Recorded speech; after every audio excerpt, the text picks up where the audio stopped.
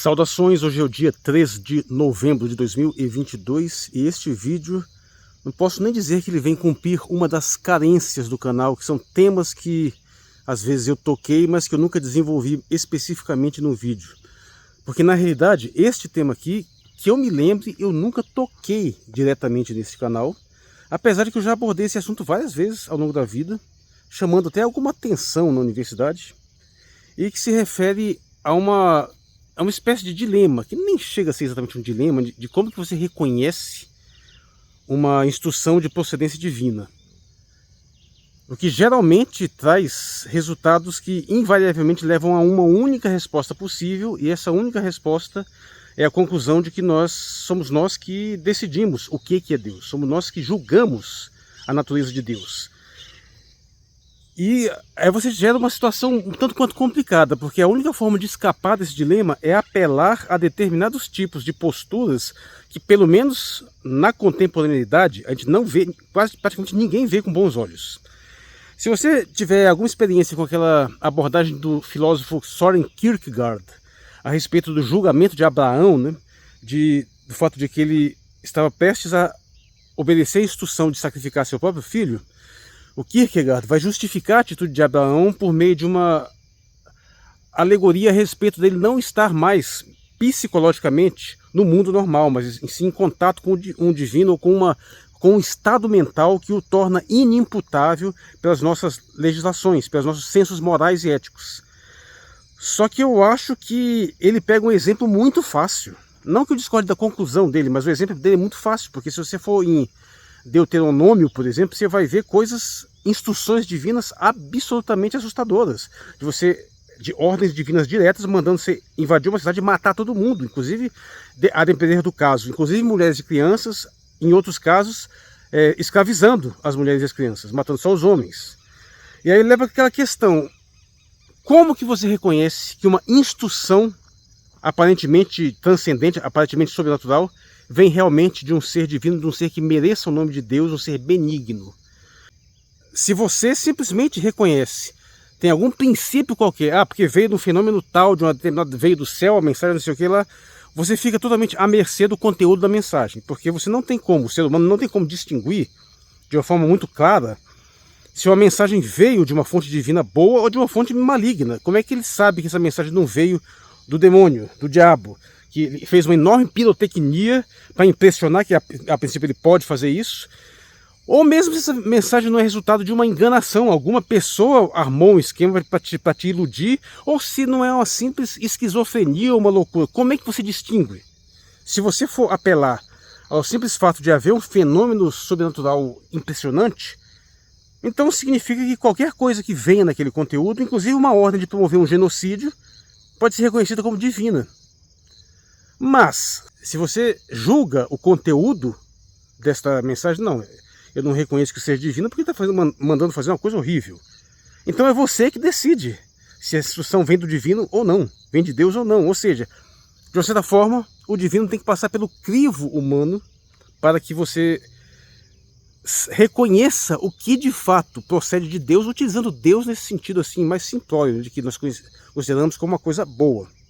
E curiosamente, a literatura bíblica não ajuda muito, especialmente no Antigo Testamento, porque lá você vai ver inúmeras ordens que justificam coisas absolutamente atrozes, que por sinal, em grande parte, apoiam o sionismo contemporâneo. Mas não só isso, e também o fundamentalismo cristão, com suas visões de que basta você aceitar aquela fonte, aquela autoridade, e tudo o que vier dela está justificado.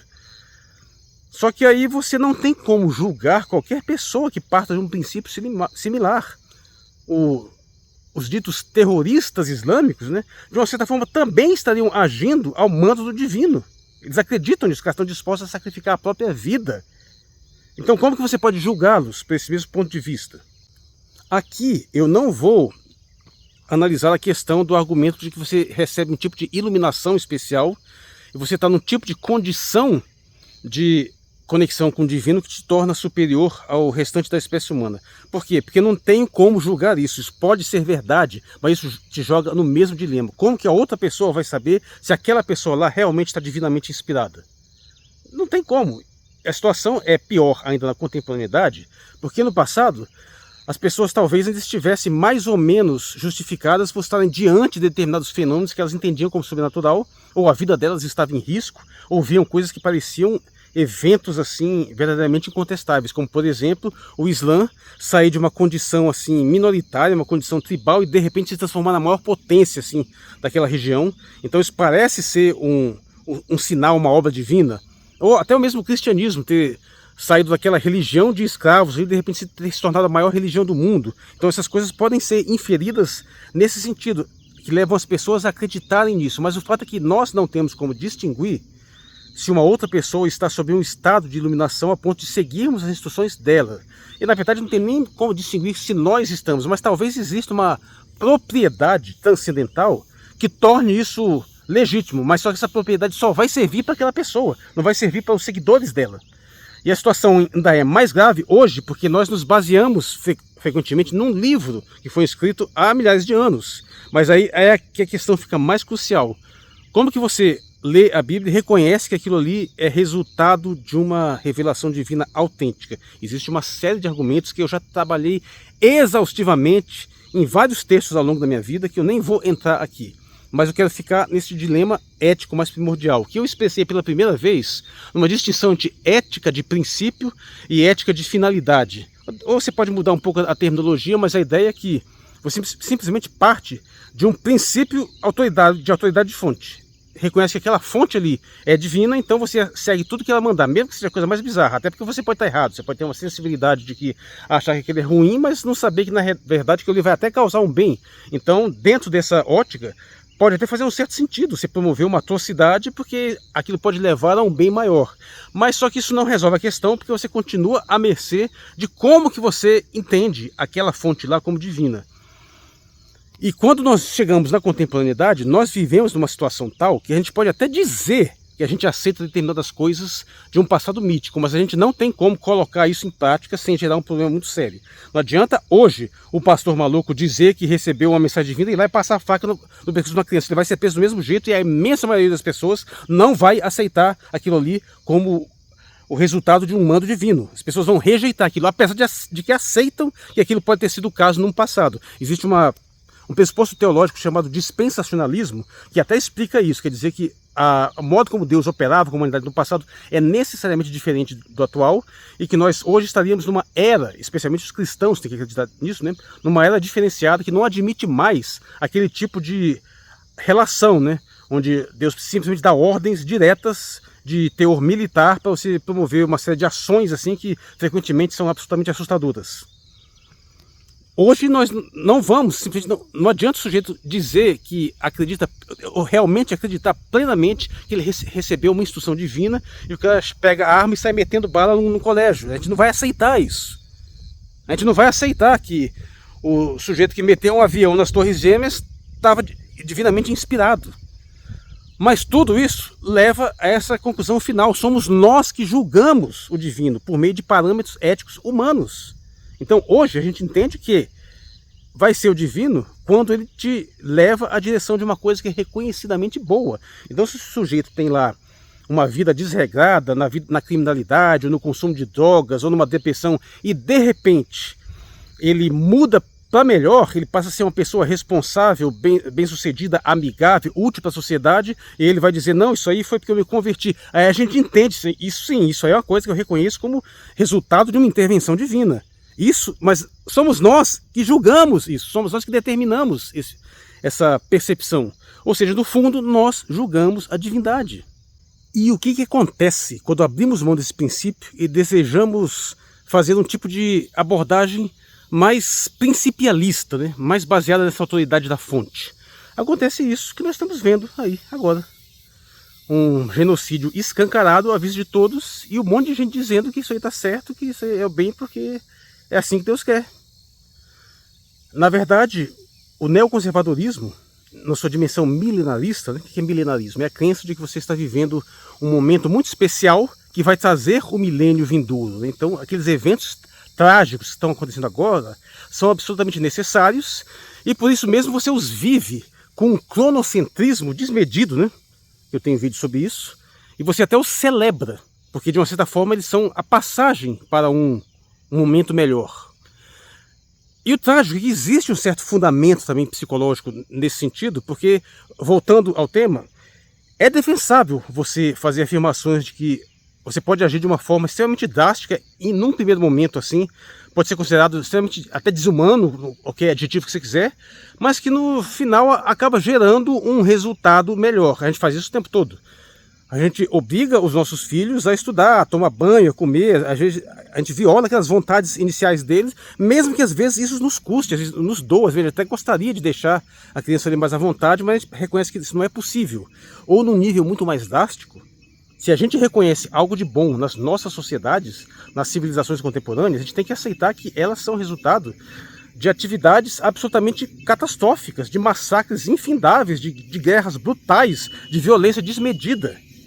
Ou seja, você de uma certa forma tem que reconhecer que todo esse massacre que foi feito ao longo da história, no final das contas, foi para trazer o bem da civilização contemporânea, se é que você acha que é um bem. Mas perceba que não é nem uma questão de justificar, é uma questão de reconhecer que a gente faz isso, que a gente aceita que determinadas ordens são justificáveis, que determinados contextos, estados de coisas são melhores e que esses estados, para terem sido instituídos, eles têm um passado absolutamente monstruoso. Então nós temos essa vulnerabilidade.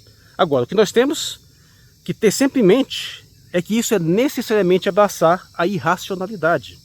Aceitar o fato de que nós somos seres muito limitados em termos racionais. Frequentemente nós estaremos injustificados de qualquer forma racional. E algumas pessoas parecem estar dispostas a isso, ainda que, no fundo, elas finjam que tenham razão.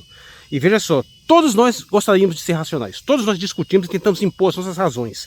Até o momento que a gente perde. Aí, nesse momento que a gente perde, a gente apela para algo não racional.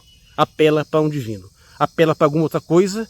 Ou os mais espertos vão apelar até os limites da razão em si, né? Em vez de reconhecer a limitação da sua própria racionalidade, ele apela para o limite da razão em si, embora seja difícil não concordar que a razão tenha seus limites. Eu gosto de usar a analogia de um jogo de xadrez. É como uma pessoa que está jogando dentro das regras direitinho, mas a partir do momento que ela perde, ela faz um movimento ilegal. E o pior, e quando o adversário acusa ela de fazer aquele movimento ilegal, ela vai justificar e vai acusar o adversário de ter feito alguma coisa parecida, ou vai deslegitimar. Ou seja, a razão no momento em que ela passa a ser utilizada contra si própria. E esse é o dilema que nós estamos aí. E voltando ao tema, se você julga o divino, se você recebe uma instrução de uma fonte, quer seja de um livro que você considera sagrado, quer seja de uma experiência mística, quer seja de um guru, e você julga aquele conteúdo, olha, esse guru mandou fazer coisas muito bacanas, então reconheço que essa instrução vem de um divino. Então é você que está julgando a divindade. Mas se não, se você até reconhece que aquilo é esquisito, mas você aceita porque aquilo lhe vem de uma fonte que você reconhece como divina, ou talvez você até legitime aquilo ali em nome de um bem maior, você está de uma certa forma se submetendo a um grau de subracionalidade. E que em algum outro contexto pode ser até compreensível, mas você não consegue justificá-lo de uma forma plenamente. Nós vivemos numa era que deveria ser mais racional. E não é uma crítica à razão em si. Eu reconheço que é a única coisa que nós efetivamente temos para nos guiar. Mas infelizmente algumas pessoas utilizam de uma forma desonesta, de uma forma contraditória.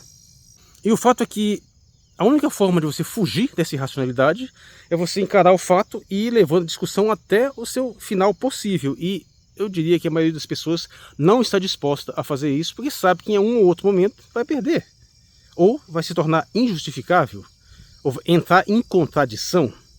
Isso nos deixa dessa situação aí extremamente problemática, não só de uma situação de guerra que estamos vivendo agora, mas em vários outros contextos e situações, onde até novas formas de religiosidade, novas formas de crença.